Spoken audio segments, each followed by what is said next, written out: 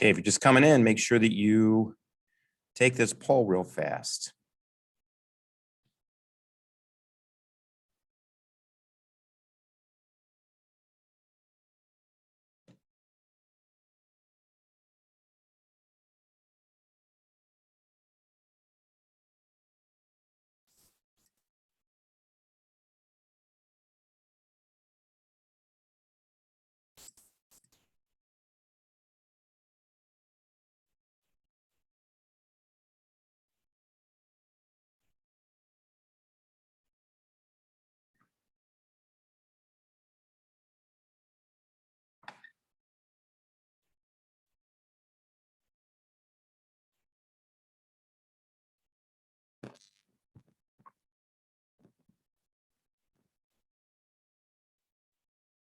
Okay, those of you coming in, make sure that you do this poll. We'll take the same thing, same poll at the end of class too.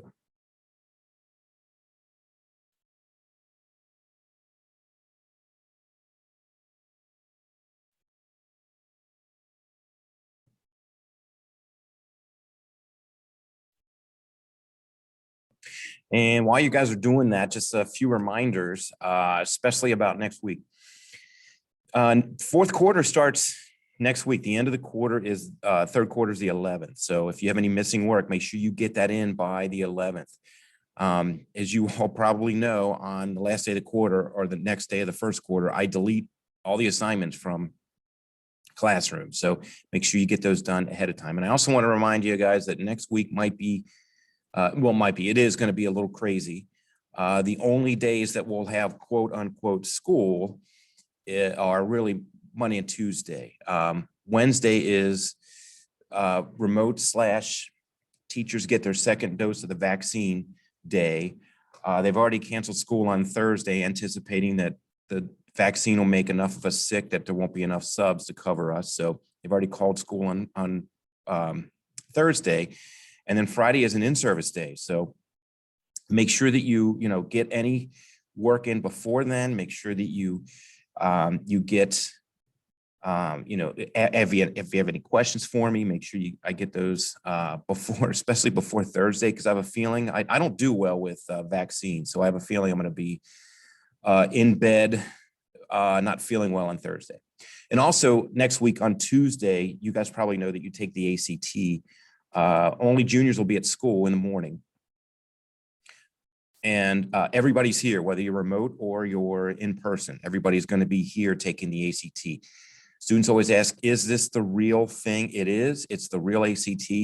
The state of Ohio pays for you to take one ACT, and that's Tuesday. And if you want to use it as, I've never taken the ACT, I want to see what it's like, feel free to do that, but take it seriously, because your educational future might depend on it. But you can always, if you don't do well on the ACT, you can always take it again. I've known students that have taken it 5 or 6 times. So each time they've done a little better. So don't get discouraged when you get your results back. If they're worse than you thought, you still have plenty of time to take it again.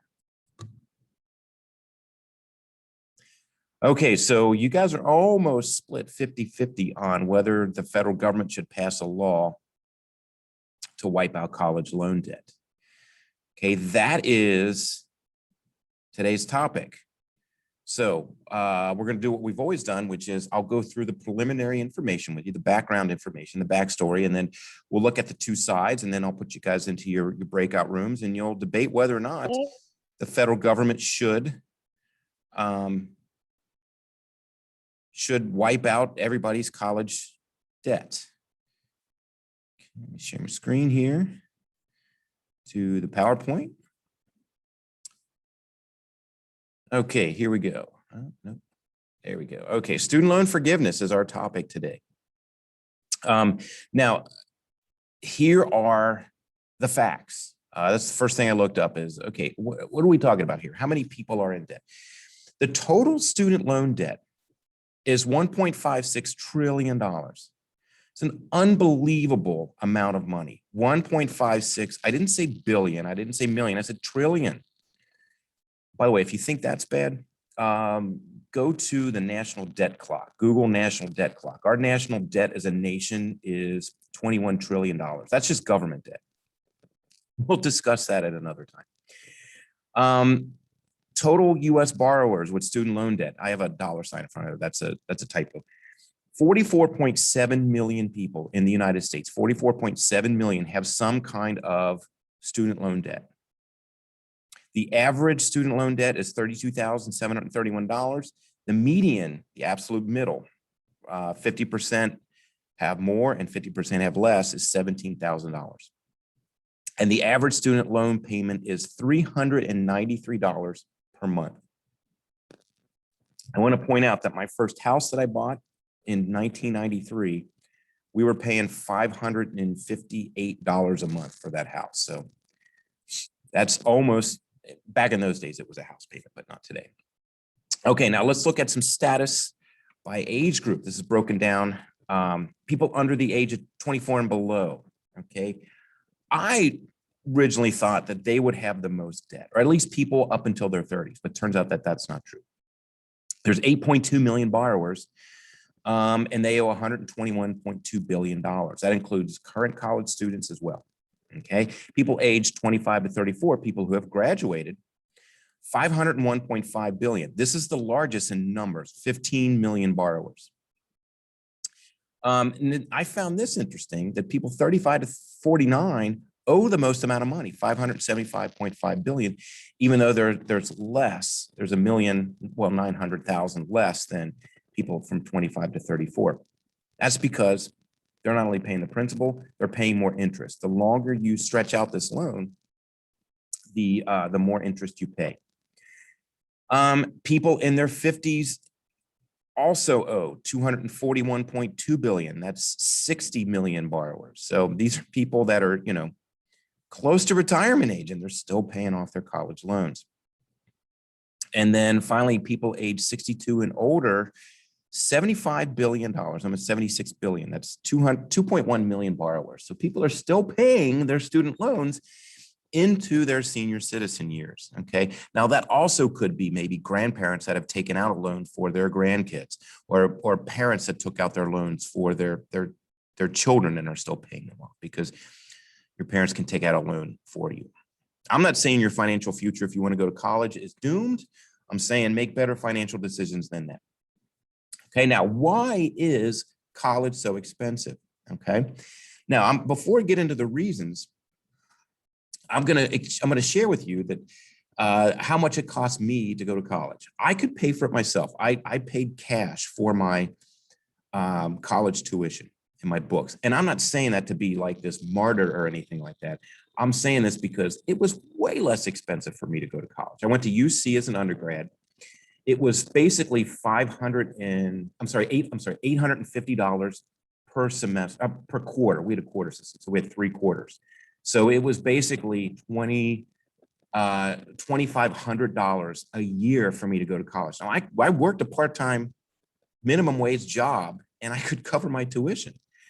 Ms. J, you wanna share with them what your college tuition costs? She also goes to UC as an undergrad, and I'll have her share her costs with you. This is just tuition, by the way. Yeah, so mine, I have a little, very, very small scholarship, but mine before books and room and board is $9,000 a semester, and you go to at least 2 semesters a year. So that is around $18,000 a year. Why was there such an increase? Okay, well, there's reasons for that.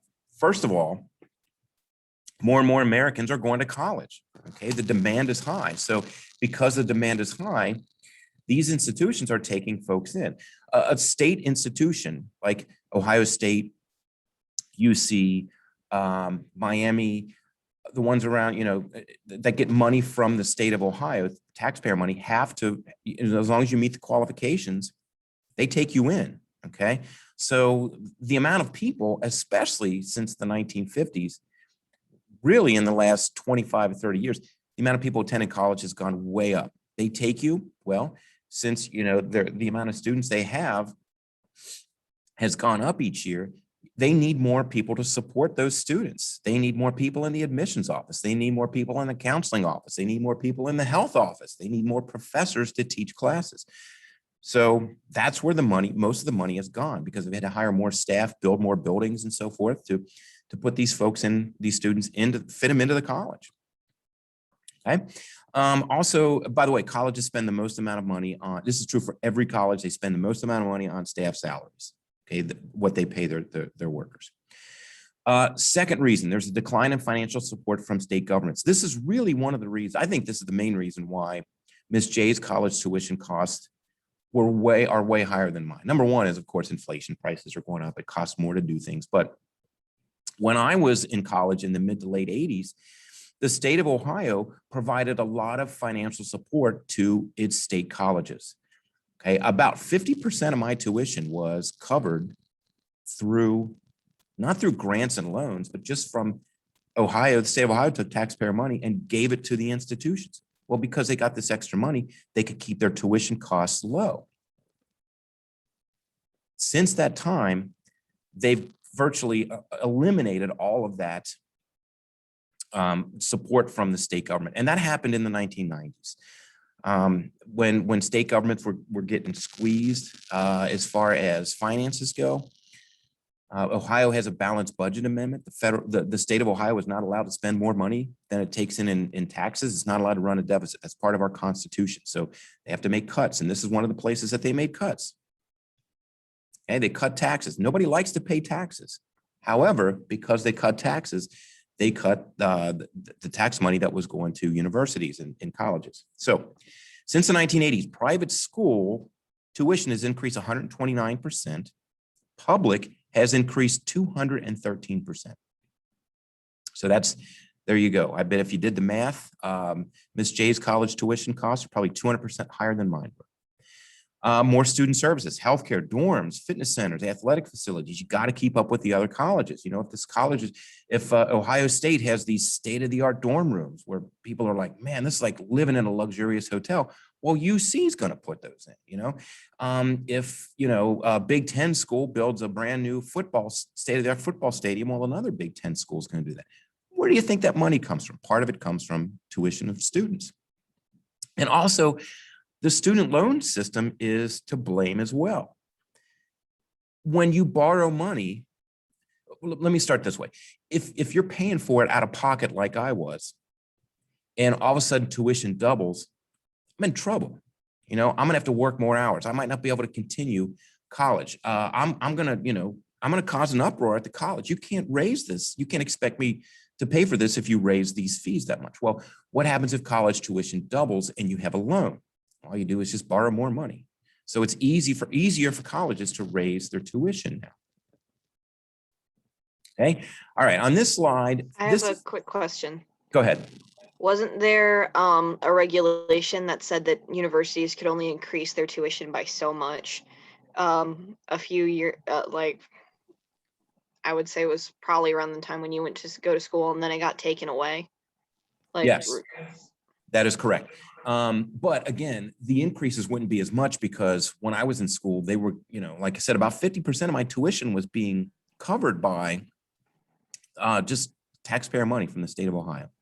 Yeah, exactly. And then with the regulation being taken away on top of it, it allows it to grow exponentially. Yes, and it did grow exponentially. So instead of, you know, being able to raise tuition like 5% a year, they could raise it 25% or 30% a year. And that's what a lot of colleges did because they lost the state money. And of course, they're not going to go out of business. And I'm not trying to give you the impression that colleges are money grubbing, you know, scumbags or anything like that. They're in business to educate people. And if you go to college, you know, your earning potential with a college degree is about twice as much as if you have a high school diploma. So even though this costs money, I'm not trying to discourage you from going to college. It's an investment in yourself. And that investment really pays off. Your earning potential is way higher. You'll make way more money as a college graduate than you would as a high school graduate.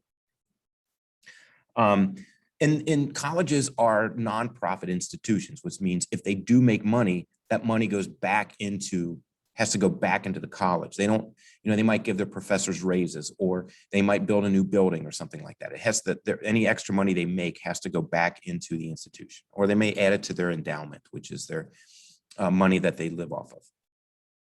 Okay, now what is the impact of this 30? That's a good question, by the way. And what is the impact of this $30,000 per year? That's the average cost per student to go to college. And that includes room and board as well. So if you want to be a commuting student, it'll be way lower than this. Okay, here's the long-term impact. If you have high debt, you can't make other payments.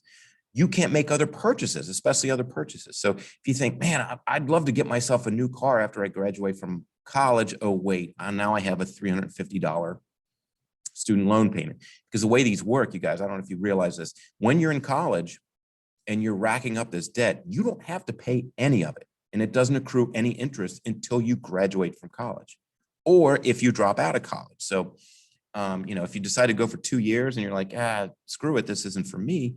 If you've accrued $60,000 in debt and you don't graduate from college, you still have to pay off that debt, whether you graduate or not. And you start accruing interest, and you start making those payments as soon as you're out of college, whether that's by your choice or because you graduate. Okay, so you might not be able to buy a house now because you've got this student loan payment. Colleges, to cut costs, are hiring more part-time staff. So rather than a full-time professor, they might hire a part-time instructor to teach the same class. They don't have to give that person benefits because they're a part-time worker. They don't have to give them health insurance or retirement plan or anything. That's less cost. And this is one of the reasons why I think that colleges are going towards College Credit Plus. Okay, you guys all got a semester credit in American government for the first semester. Okay, that saves the college money, because they don't have to pay me. I'm not paid any extra to do that. That's just part of my job. So they don't have to hire a full-time professor to teach more intro to political science classes. Okay, so that's a way for them to cut costs. Graduates, this is another impact. Graduates are taking low-paying jobs. They're underemployed, not unemployed, but underemployed. And what we mean by that is, let's say you get a degree in accounting, but because your college debt is you got to pay it off right away, or you start getting your monthly payments right away. You're like, I can't find an accounting job. I guess I'll, work full-time at Meijer, stocking shelves, or Kroger's or something like that. That's underemployed. You're trained to be an accountant, but you're working as, a stock clerk at Kroger's. That's being underemployed. And then this is another impact. As more people are going to college, the college dropout rate, because I don't want to say it becomes affordable, but because you can get a loan and go, it makes it a little easier to go to college in the short run. Its dropout rate is high. Colleges, the dropout rate is 40%. Okay. To give you an idea of where we are as a high school, we have a 92% graduation rate at Northwest High School. If we had a 60% graduation rate, we would be under like academic watch from the Ohio Department of Education. And they would say, you are doing a very poor job of graduating your students. So we don't have to worry about that. But 40% dropout rate. And again, if you drop out, you still got to pay off your loan. Now, let's bring this to the current day. Okay. So there are two ideas floating around. None of these have become law, but this is what I want you guys to debate, whether or not the federal government should cancel out some or all of this debt. So the President Biden has this plan. He calls it his emergency action plan. He wants to cancel $10,000 per borrower, which doesn't sound like much, but that's $10,000 off the principal. So if you owe $20,000 and this bill is passed, you now owe $10,000. So your payments basically will go from like $350 a month down to $175 a month. So you'll still have to pay, but it becomes more manageable. Speaker Pelosi says $10,000 isn't enough. It should be $50,000 per year. Okay, now I forgot to say this in the last class. I had to send a message to them when they were in their breakout rooms, but this is a one-shot deal. This is not, I don't want you to think that, all right, if Speaker Pelosi's bill passes, I can rack up $50,000 in debt in 2 years when I go to college and not have to pay it back. No, it's only for people that currently hold a student loan balance. It wouldn't be for you. It's a one-shot deal. I don't know if that changes your viewpoint about this or not. Okay, so let's go to the pros and cons. Let's look at the con side first. This is no, you should not forgive their debt. Okay. This is when I did some research the other day, I didn't realize this. The forgiveness will have to be added on as income for your taxes. What I mean by that is if you're a college graduate, you're making $50,000 a year and you have $50,000 in debt, and let's say that bill passes and that $50,000 is forgiven, you have to put that as income on your taxes. So you have to add that to your income. So your income now goes from 50,000 in 1 year to 100,000, and you have to pay taxes on that. Your taxes will basically double. Okay. It also doesn't get to the root cause of the debt, which is why has college gotten so expensive? It doesn't address that at all. Okay. Now, another question is it fair? 250 million Americans have no college debt. By the way, you can't just go to a bank and say, the federal government isn't going to go to the student loan banks and say, sorry, yeah, this trillions of dollars. Yeah, they're not going to pay it back. It's gone. Okay. Somebody has to pay it back. The taxpayers of the United States are going to pay it back. So basically, the federal government will write one big check for all the student loan debt and say, here you go. Student loan debt is gone. So everybody would have to pay for a few. Is that fair? Okay. Most people that have gotten college debt have more than likely paid it off. Okay. And then, like I said, in the third point here, the taxpayers have to cover the costs of that. This is not a foreclosure. Somebody's got to pay the banks. Most people pay within 10 years anyway, although that's slowly going away. So this will not provide an economic boom. One of the pros is that, well, gosh, all of a sudden there's, people have $300, $400 extra dollars a month. It's going to make a big economic boom for the country. People on the con side say, no, this is not going to provide a boom. And they say other economic priorities are more important. Why don't we fund education more, especially college tuition? Why don't we send more stimulus checks out? Why don't we make small business loans in this age of COVID? There's a lot of small businesses that are struggling to survive. Let's focus on that rather than college loan debt forgiveness. Now, on the pro side, it ensures a sound financial future for debtors. If you have very little debt, you're probably going to go out and buy a house. You're probably going to go say, let's get some new cars, because you don't have this huge debt that's over your head that you have to worry about anymore. You forgive the student loans, all of a sudden it's like I don't want to say winning the lottery, but maybe you want a big scratch off or something like that. So I got this extra money, and you might spend it. And that could cause an economic boom. Stress and depression will decline. Hopefully you haven't come across this in your family, but those of you that are in families that have had financial troubles, that causes stress for everybody. Okay, that's going to decline because the debt's going to be wiped out. It could lead to an economic surge. It could reduce economic inequality. So if you have somebody that comes from, a lower social economic class, especially an economic class, and all of a sudden, they don't have this $50,000 debt anymore. Well, guess what? They're moving up a social class because now they've got all this extra income per month. It's almost like they've gotten a big raise. And then let's look at the fairness debate. In 2008 and 2009 and 2010, big banks were bailed out by the federal government. GM and Chrysler were in bankruptcy and were close to going out of business. The federal government bailed them out, gave them money to keep them afloat. Hey, if it's good enough for banks and car companies, it's good enough for college grads that have debt. And then could the next step from this be free college tuition? Could that we expand this program to say, well, we'll cover everybody's debt, even though that's not the goal of the program, or the goal of the Biden administration and the Pelosi bill is just to wipe out current debt. Could it lead to free college tuition? How would that be? That would be great. Okay.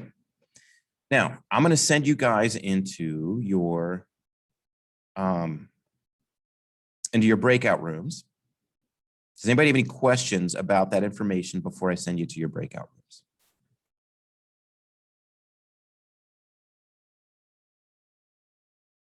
Okay. All right. I'm going to make the breakout rooms here. Let's see, we'll do 6.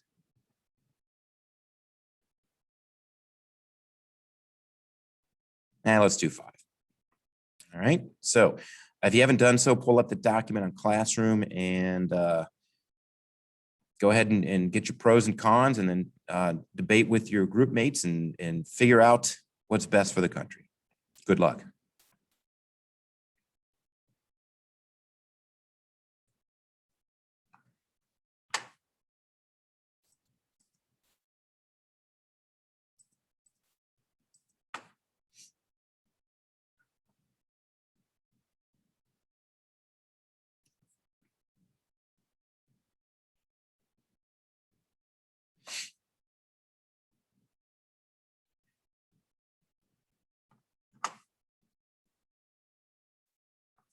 Okay, like I said, come back in and go to the website and vote on using the code again, whether or not we should wipe out student loan debt.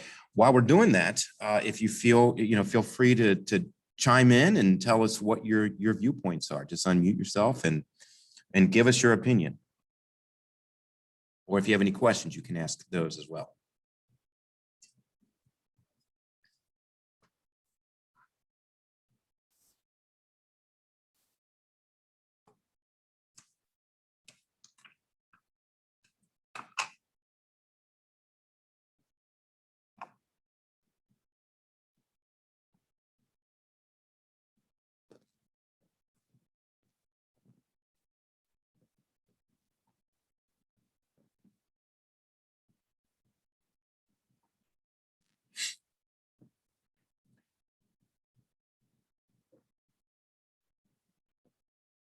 So more of you are saying that we should wipe out the college loan debt, even though that probably immediately doesn't, well, not probably, it doesn't apply to you because it's just the current debt holders. But you guys were about split 50-50 before.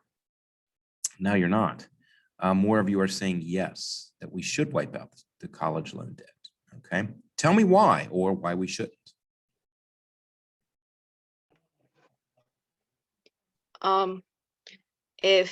Well, it could affect some of us indirectly, like if our parents have a loan out for an older sibling, if they get some of that debt forgiven, then that means that we have more support from home. That would be very nice. And your parents might still have college loan debt as well. So that could free up more money for other things too, for your family. And I know from like college, because my parents, they took out a loan for my sister for like $10,000, and it like racked up so much interest that they owe like $30,000 now. So it really like puts people in a financial problem. Yeah, unfortunately, that's how loans work. You gotta, the longer term the loan is, the more interest you pay and the more you pay. I remember the first time we signed off on a house, when we bought a house, my wife and I, the house was like $65,000, but the actual, if you include the monthly payments plus the interest over 30 years, it was $175,000 or something like that. So that's how loans work. That's how banks make money.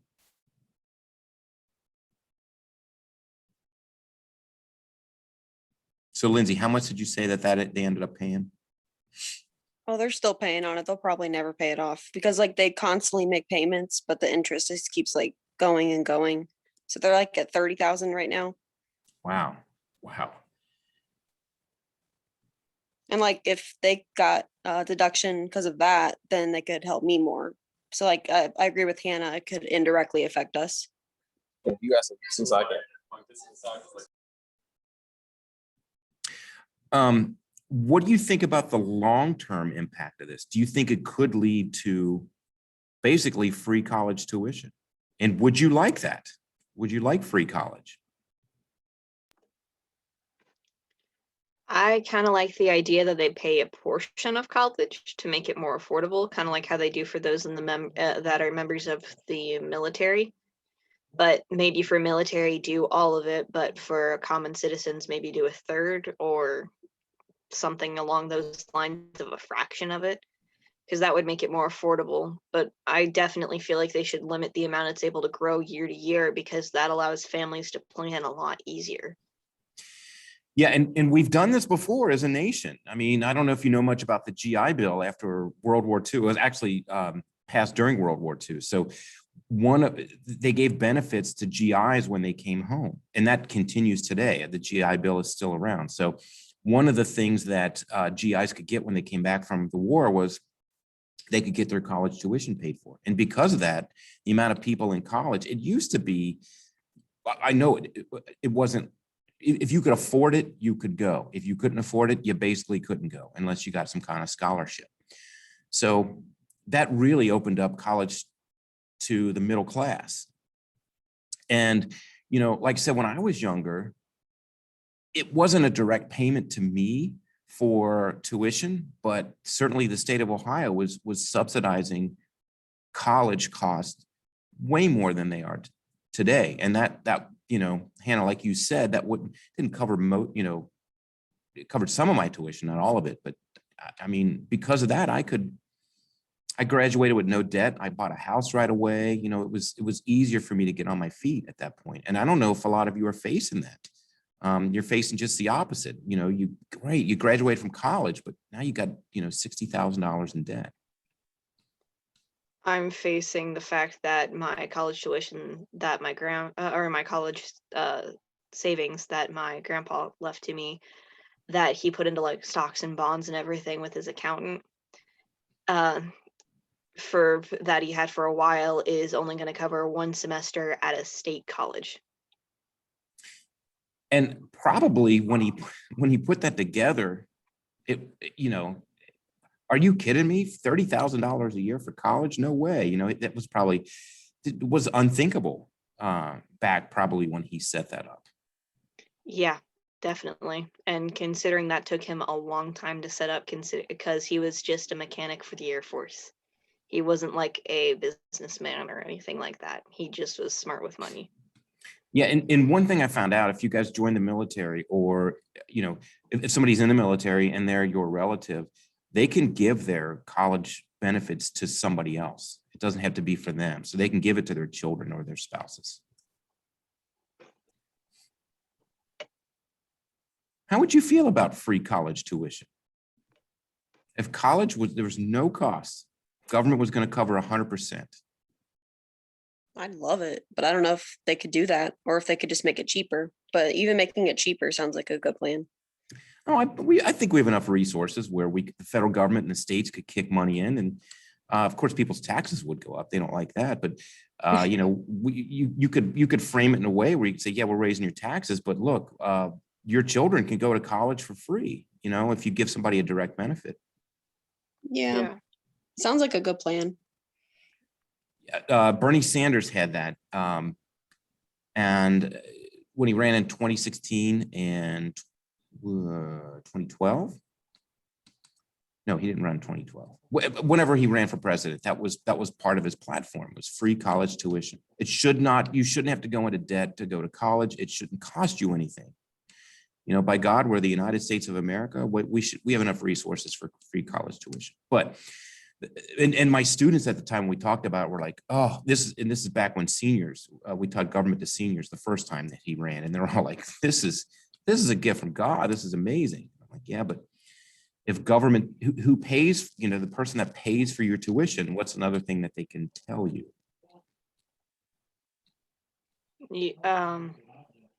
What colleges to go to and things of that nature. They can figure out which colleges it applies for. Yeah, that's they didn't think of that. They heard the free part, and I'm like, do you want the government telling you where to go to college? Because you know that's how it's going to end up, right? Where it's yeah, you had C's in high school. We're going to send you to a community college. You know, do you want the government making that decision for you?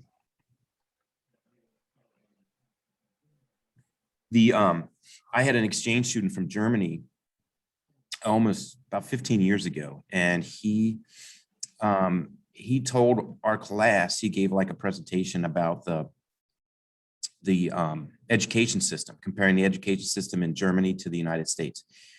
So this was a German citizen that came and spent a year at Northwest High School. And he said, he liked the American system better.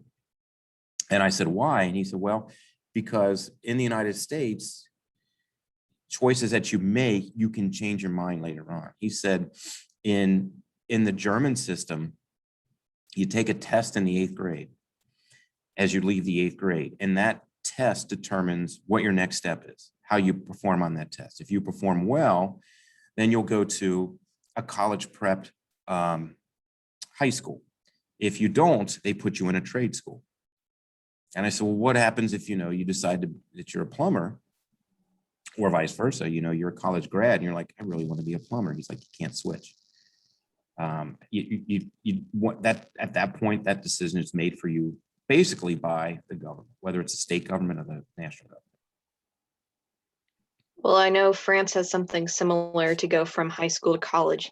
To qualify for their free college and basically get accepted anywhere, you have to pass the baccalaureate, which they basically take your entire senior year and just have it as a review and prep year for that baccalaureate. Because if you don't get it, you're either in a trade or you're getting sent to, or you're going to try to find some way to get sent to either America or another country that has open college doors that you can just that you can apply for. And I can understand that because the government pays for it. So I can understand having to take a test because they're not going to want someone that's going to get the feel of it and then lose 50,000 for someone who's just going to go and pick a trade anyway. Yeah, I can completely I can understand the appeal of that option, but I also don't want to limit people, if that makes sense. It feels like it has to be a give and take. Yeah, and a good point that you brought up, Hannah, which is if you can't go to college in France, come to the United States. And Miss J could back me up on this. If you go to a large university anywhere in the United States, there are a lot of foreign-born students at the university. Yes, a lot come over for college. And when I was in college, there was a lot of Chinese students. And the reason why was because China had the one-child policy. They don't have it anymore. And if you have, they're trying to control their population. And if you have one child and you stay with only having one child, then that child gets benefits. And one of the benefits is we'll pay for their college tuition. Well, look at the economic changes in China have been tremendous in the last 30 years. And one of the reasons is because they paid for people's college tuition. Well, their university system didn't have enough spaces. So where did they send them to college? They sent them to the United States. We have a great university system in the United States. Even though 40% don't graduate, we have a great university system in the United States, probably best in the world.